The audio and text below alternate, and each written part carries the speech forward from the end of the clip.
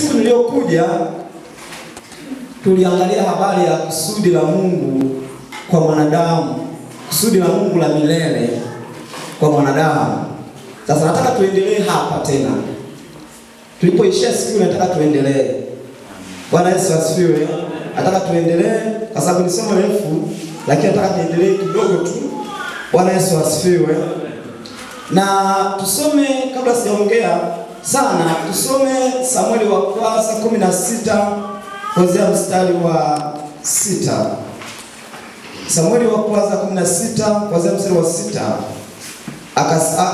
Anasema ikawa alipokuja alimtazama Elia, akasema yamkini Masihi wa Bwana yamkini Masihi wa Bwana yupo hapa mbele zake.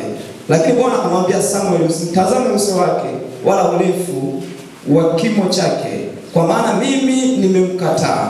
Bwana haangalii kama binadamu aangaliavyo, maana wanadamu hutazama sura ya nchi, bali Bwana hutazama moyo. Ndipo Yese akamwita binadamu, akampitisha mbele ya Samuel, naye akasema Bwana hakumchagua huyu. Ndipo Yese akampitisha Shama, naye akasema wala Bwana hakumchagua huyu. Yese akapitisha wanawe 7 mbele ya Samuel. Samuel akamwambia Yese, Bwana hakuwachagua hawa. Kisha Samuel akamwambia Yese, watoto wako wote wako hapa? Na tazama, naye akasema amesalia mdogo wao, na tazama anawachunga kondoo.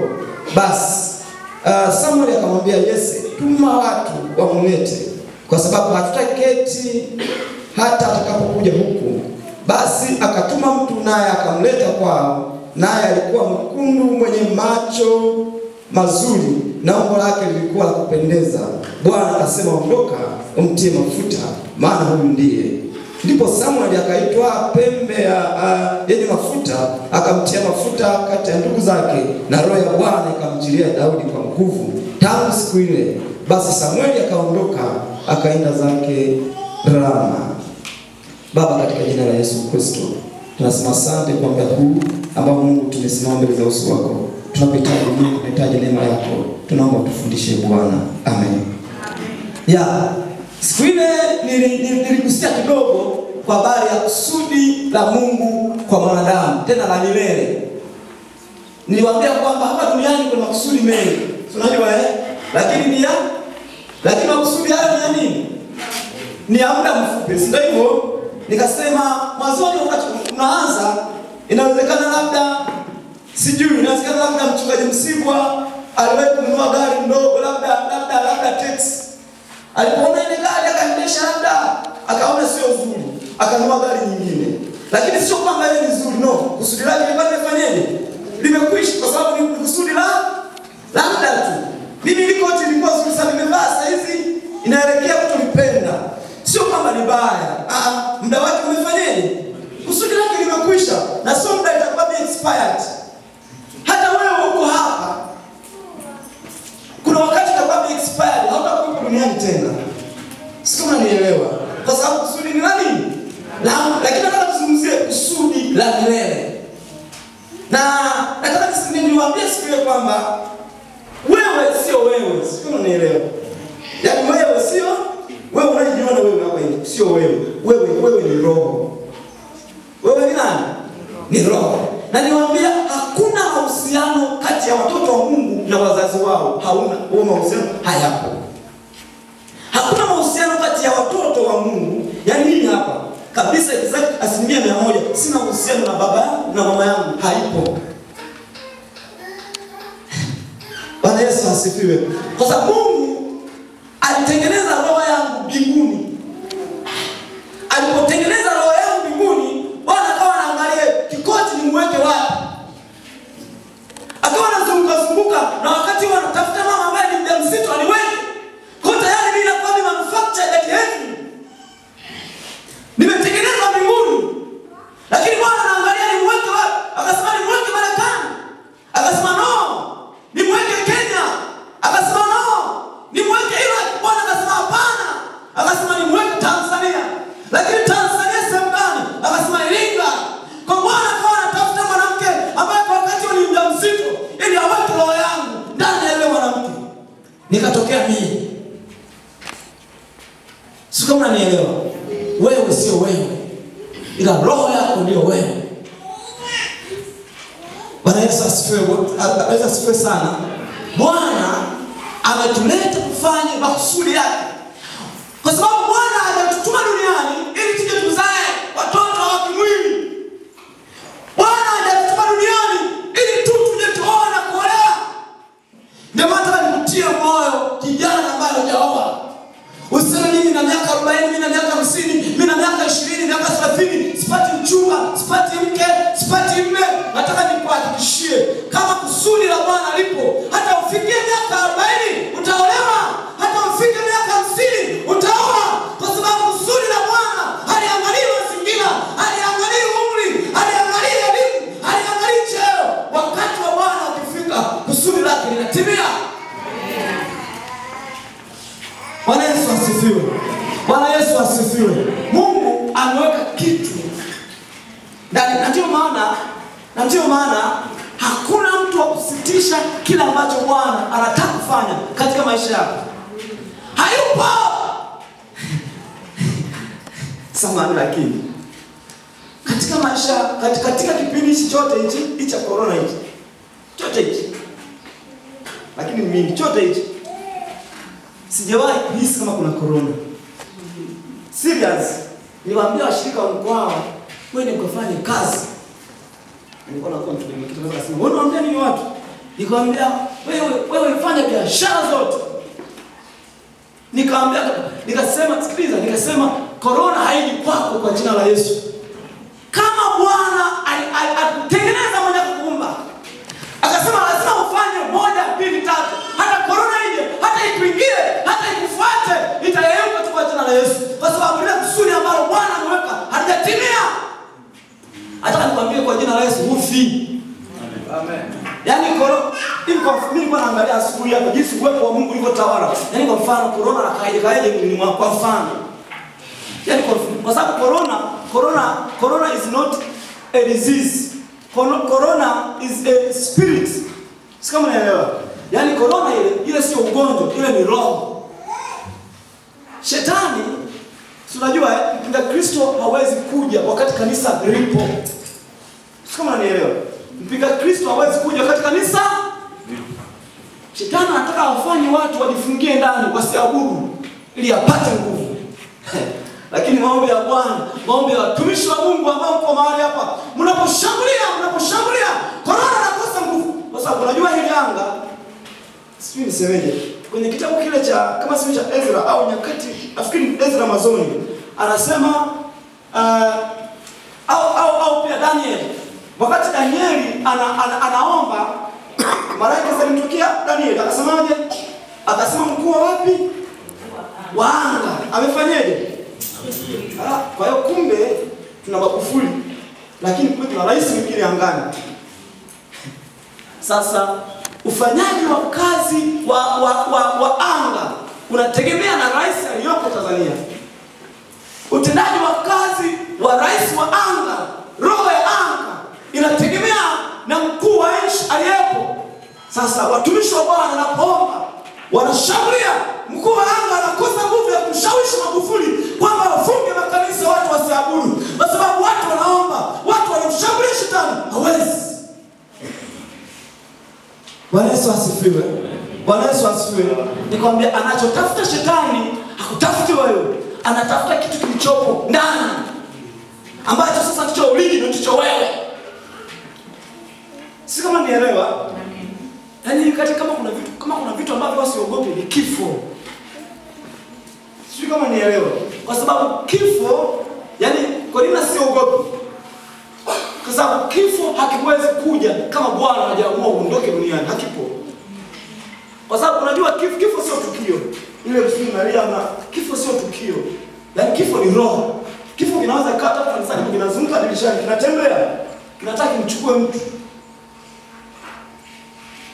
Sehemu moja wale manabii wa Elia, wa Elisha, walipoenda kuchuma nini hadi? Sijui matango poli sijui. Nafikiri ndio hivyo. Walipopika ile sufuria wasemaje? Wakasema mtumishi, tunaona mauti kwenye sufuria. Kwa kumbe mauti inaweza kupata kwenye sufuria. Bwana Yesu asifiwe. Kwani unajua kuona mtu ameamka na basikeli amekufa? Unasema basikeli sio basikeli, ni roho ya mauti kwenye basikeli. Inataka uishi baada ya kuishi kufanya kazi yake. Bwana Yesu asifiwe. Sasa hata corona hije. Nasema kwa sababu corona ile imetengenezwa na DNA na fat ambayo kinawa tu sabuni na yeyuka. Alafu Biblia inasema sisi ni miali ya moto. Alafu Mungu ni moto ulao. Alafu neno la Mungu lenyewe ni moto. Alafu malaika ni moto. Anasema zikawatokea ndimi zilizogawanyika kama moto. Simama jamani, kwa Roho Mtakatifu na yeye ni nani? Sisi kama wewe ni moto. Malaika ni moto. Roho Mtakatifu ni moto. Mungu ni moto. Neno la Mungu ni moto. Yaani corona inakaaje kwenye joto la namna hiyo? Inakaaje? Kwa sababu hiyo kwenye selisha 26 tu corona inayayuka. Kwenye selisha 20 ngapi? Sasa huu moto wote anakaaje corona kwako? Akifika kama anayayuka. Mimi nataka niwahakikishie watumishi wa Mungu. Mungu tunaye ni maajabu sana. Mpaka utimize kusudi la Bwana kwa jina la Yesu. Uondoke ufi.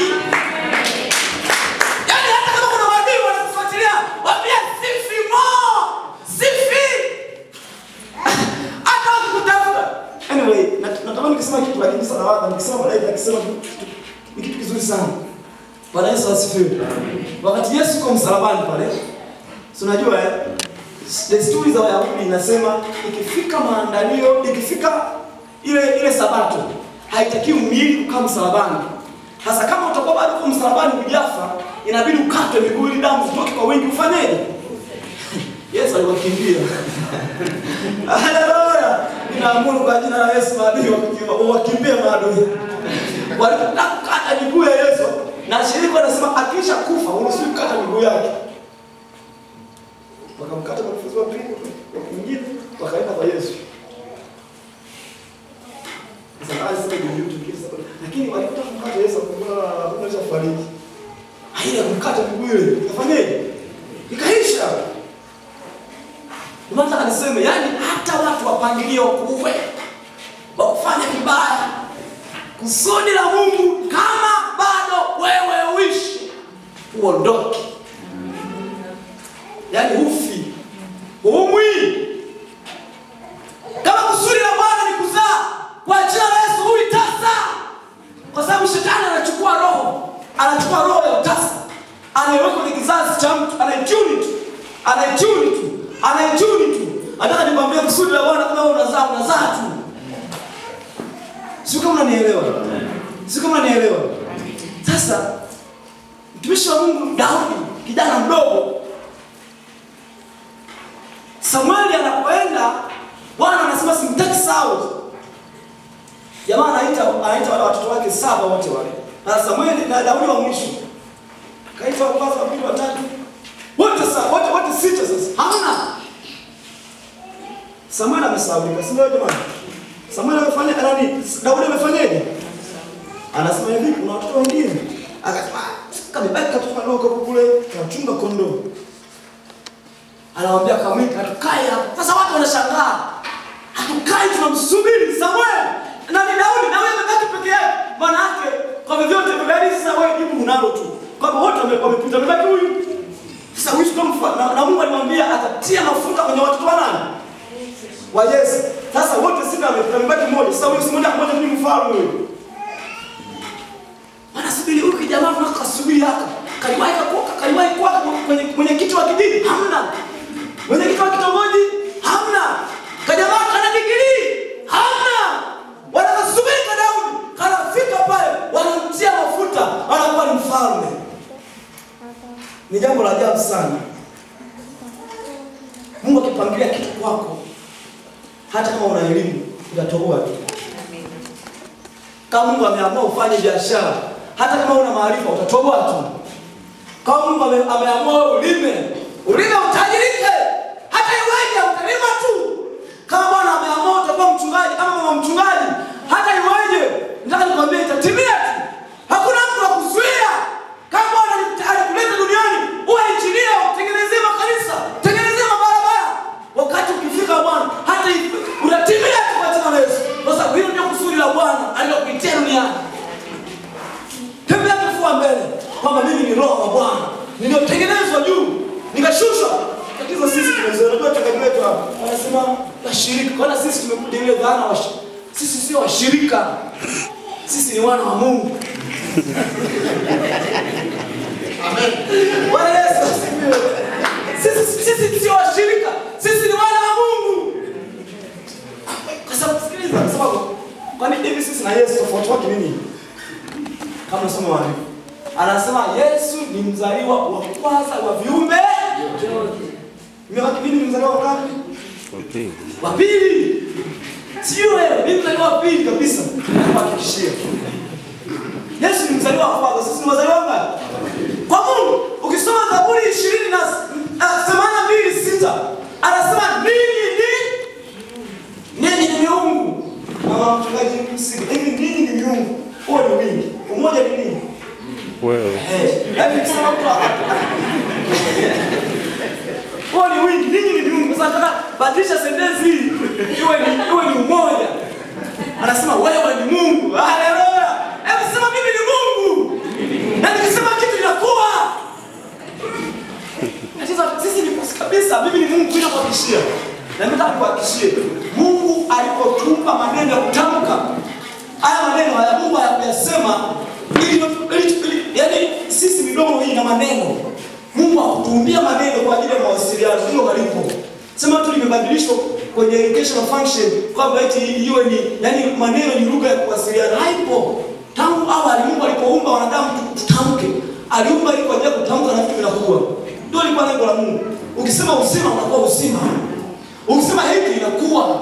Mungu akasema na iwe nuru, ikawa nini? Na Mungu ndio aliyetumba. Adamu akasema huyu ni ng'ombe, akawa ng'ombe. Akasema huyu ni mbuzi, akawa ni nani? Mpaka leo haijawahi kufutika. Akasema huyu ni mwanamke, akawa kweli mwanamke. Na kuna watu wanaoandamana kama sisi sio wanawake. Alitamka ikawa. Na Mungu leo tamki na iwe kwa jina la Yesu. Haleluya. Ana Yesu akasema kwenye Yohana 10:8 akasema kwa nini hamjaambiwa kwamba ninyi ni miungu? Yaani Yesu anatumai kwamba ninyi ni miungu, wewe ni Mungu, wewe hapo ni Mungu. Unaweza kusema corona toka kwenye kitabu cha Wafalme unasema kwa njia ile ile iliyokujia, kwa njia ile ile itarudi kwa njia ile ile, na wala hata kanyaga katika mlango wa mji huu. Na kuhakikishia mtumishi wa Mungu, wewe ni mshindi katika washindi. Daudi anakuja. Sasa kipindi kwa Daudi kanakuja. Watu wanashangaa wakae. Kwa sababu kuna kusudi ndani ya Daudi kwamba lazima awe mfalme Daudi. Sikiliza. Kusudi la Mungu linasababisha mwenye sifa ya kupata anakosa. Kusudi la Mungu linasababisha mwenye sifa ya kukosa anapata. Hajanielewa. Kusudi la Mungu linasababisha mwenye sifa ya kupata anakosa, na mwenye sifa ya kukosa anapata. Sio kama unanielewa. Zamani zile watu walikuwa ndio mrithi wa ufalme. Daudi katoto kadogo hakana sifa. Hivi kwa mfano 2015 nani alikuwa na sifa kama Lowassa za kuwa rais? Nani alikuwa na sifa kama Mengi za kuwa rais? Leo hii tuna Magufuli mwenye ambaye labda hakuwa na sifa ya kupata lakini alipata.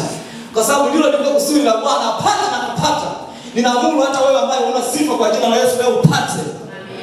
Sasa hivi ambaye una sifa usifahamu kwa sababu Bwana Yesu asifiwe. Bwana Yesu asifiwe. Kwa sababu wote tuko hapa kwa sababu ya neema ya Bwana. Wote tuko hapa kwa sababu hakuna aliyekuwa na sifa hapa. Sifa ulizonazo Bwana amekupa. Bwana Yesu asifiwe. Sasa kwa nini nasema hivi? Historia ya Yakobo na Esau kwa mama yao Rebeka. Baba yake akamwambia akamwambia Esau akawinde. Sio jamani? Na ilikuwa ni kawaida kwamba urithi anachukua nani? Firstborn. Yaani mimi kama mimi firstborn ndio nataka kurithi. Lakini kitokea na rithi mtoto wangu wa mwisho lazima nimunie, sio hivyo? Sasa wakati wako tumboni wale watoto wawili. Mungu alimwambia Rebeka, akasema ni mataifa mawili yanashindana. Sio watu wawili, no. Two nations. Mataifa mawili, sio watoto wawili tumboni. Mataifa mawili tumboni yanashindana. Akasema lakini taifa dogo litatawala mkubwa. Kama maka kaweka kichwani. Sasa siku ile Yakobo anamwambia Esau akatafute mwingine ili ambariki. Rebeka anachungulia. Anasema msemaje? Theolojia ya duniani inasema Rebeka alikuwa muongo, lakini theolojia ya mbinguni inasema Rebeka alikuwa mkweli.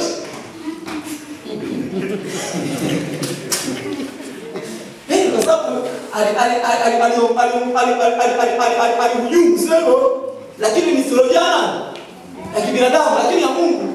Rebeka ndio alikuwa kweli. Akamwambia sasa wewe jichagulie ni ndama mnono. Sasa yeye Esau akaenda polini akachukua watu. Unajua mkurupushani ya kutafuta kusungula ya polini huko. Sasa Yakobo anachagua mazuri mazuri zizini.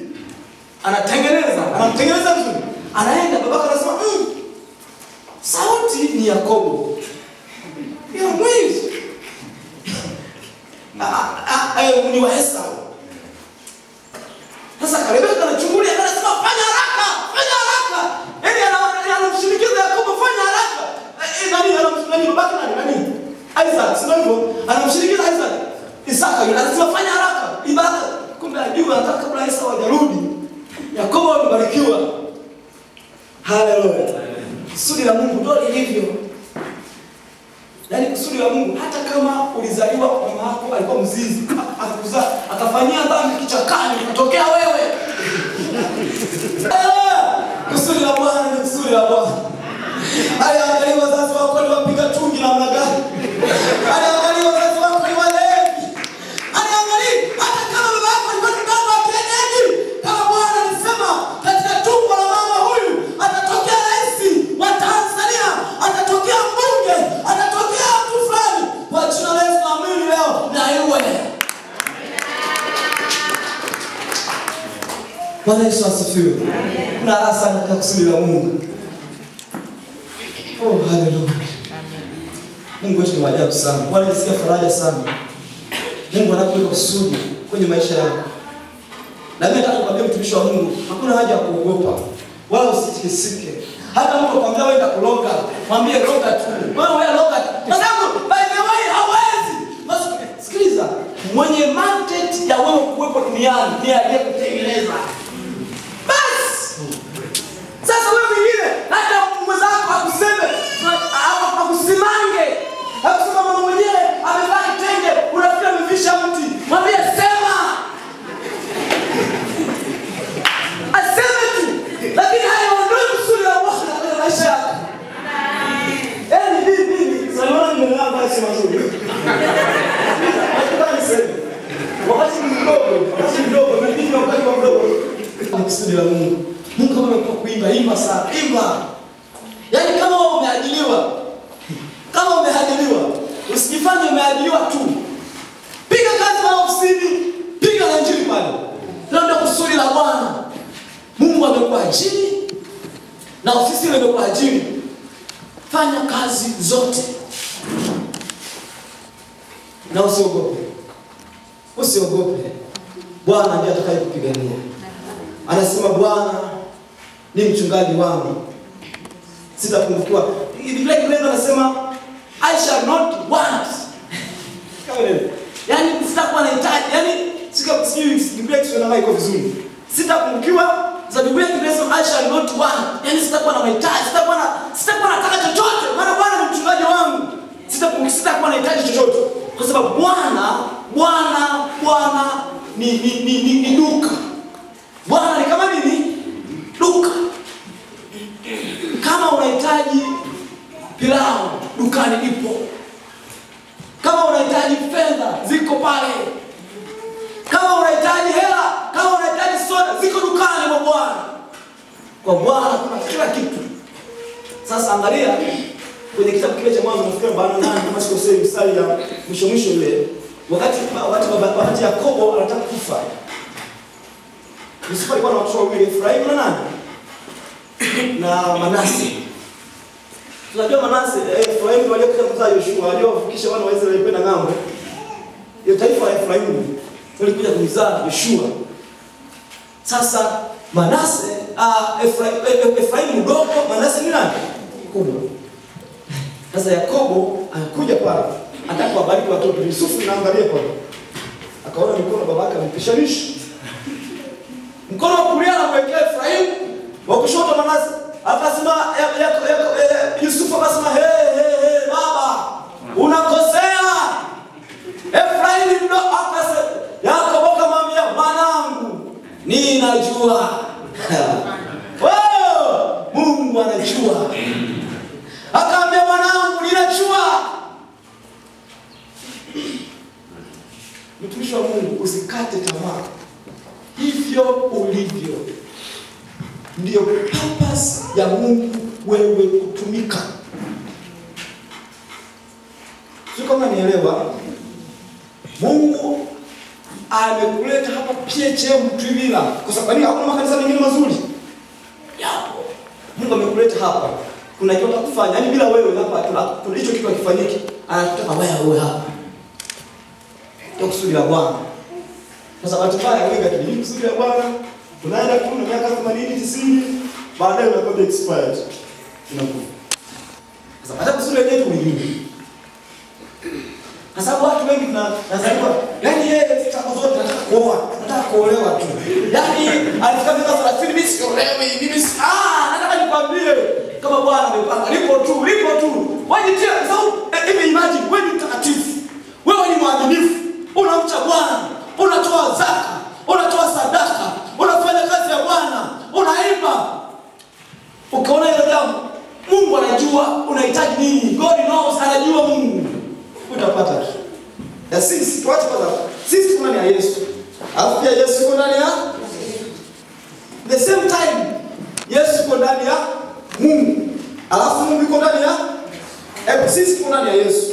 Alafu Yesu mzima akatumikia kwa Mungu. Alafu Mungu naye akatumikia kwa Yesu. Sisi kama unaelewa. Hii ni hii si mic. Hii mic. Twashumu huyu ni Yesu. Sisi ni hapa.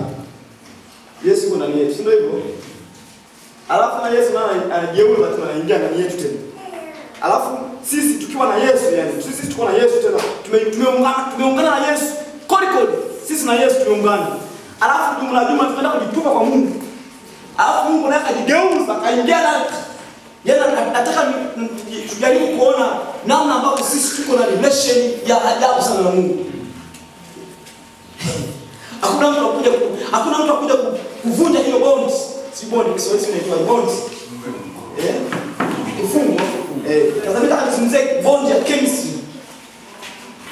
Tunajua ile bond ya chemistry, ile force of attraction ile. Yaani kitu kama hii mic kuna bond ya maana vitu vya juu. Sasa kuivunja bond ya Yesu haiwezekani. Yaani ile bond tuliyoungana kati ya sisi na Yesu, mtu aje kuvunja haiwezekani. Yesu kuna nia yetu, sisi tuna nia yetu kwa Mungu. Nataka nikwambie mtumishi wa Mungu, hakuna mtu wa kukatisha ndoto zako. Hayupo. Yaani aje mpango Yesu. Mpango Yesu aingie kwako kukuta. Sasa mpango Mungu, amtoe Mungu hapo. Alafu baada ya hapo, mpango na Yesu. Hajatoshi mpango malaika. Mpango masirafu. Apangwe na Roho Mtakatifu akukute wewe. Hiyo ni kashifa ya ajabu sana basi ya kusikia. Yaani ndio akuue wewe, lazima muue kwanza Mungu, amuue Yesu, aue malaika, aue Roho Mtakatifu, aue mashirafu. Ndio nakukuta wewe. Kashifa zito kwa hiyo kutokea duniani ni hiyo. Kwa ninapokuambia sisi ni miungu, ni halisia. Tuko koli na Mungu, hakuna kutenganisha. Sasa Yaani gani hiyo? Anasema mimi ni mdhamini. Hivi kwa nini hili tawi bado hai? zimeunganishwa na hili shina ni mizizi, sio? Sasa kama tungefanya experiment tukatoa hili kitabu kwa baada ya wote tulilochuma hapa waliweka hapa, tuje baada ya masaa mawili utakuja kuona liko sawa na hili, kwa sababu hili limeshajitoa kutoka kwenye shina. Kwa hiyo wanataka niambie tafsiri yake nini? Kwamba ili jani linakula chakula kwenye hili shina, si ndio jamani? Jani kile shina linapo ile mizizi tunajua kwenye biolojia na tunasema xylem na phloem. Vile ambavyo vinafikisha materials ndio.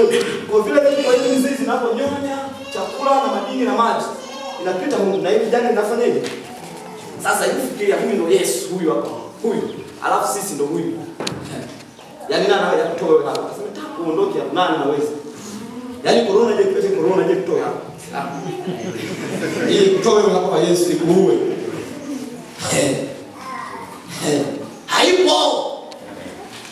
Haipo.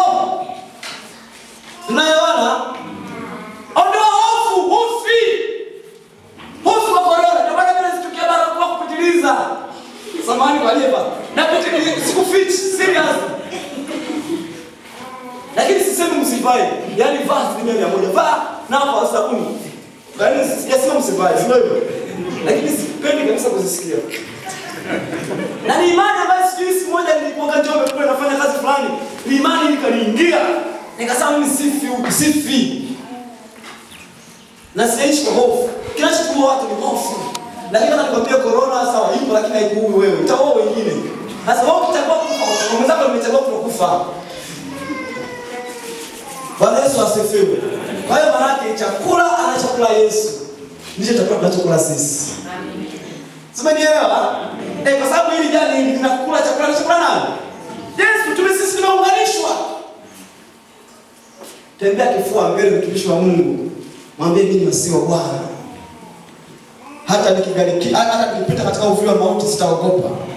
Bwana ni nuru yangu na wokovu wangu. Nimwogope nani? Watesi walipokaribia ile nyama yangu, walijikwaa chini wakaanguka.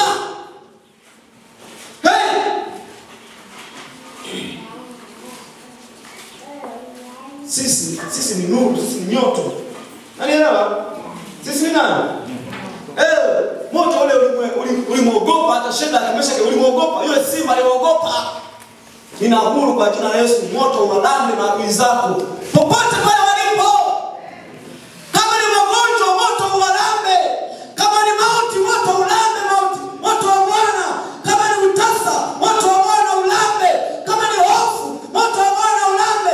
Kila aina ya chochote kibaya kinachozuia kusudi lako lisitimizwe. Nitaka niseme vitu vingi sana, lakini hapa nisiseme vitu vingi. Nataka nizungumzie wakati Yesu ile nyota ya mashariki inamfuatilia Yesu. Nikaanza kufikiria siku moja kwa kila mtu ana nyota. Unielewa? Alafu nyota ya mtu inaweza kufuatiliwa. Sio kama nielewa. Nyota ya Yesu ikaonekana, wajamaa wakaanza kumfuatilia Yesu alipo. Nataka nikwambie mtumishi wa Mungu, kama Bwana alipanga kwamba wewe utafanikiwa, kama Bwana alipanga wewe utakuwa 1, 2, 3, 4. Nataka nikuhakikishie mtumishi wa Mungu, cha msingi ni kwamba umeokoka, utengi dhambi. Nataka nikwambie kwa jina la Yesu itatimia. Wewe fanya hiyo kazi, itatimia tu. Mungu akubariki.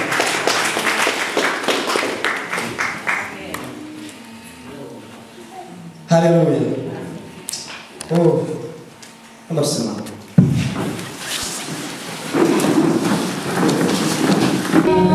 Ah!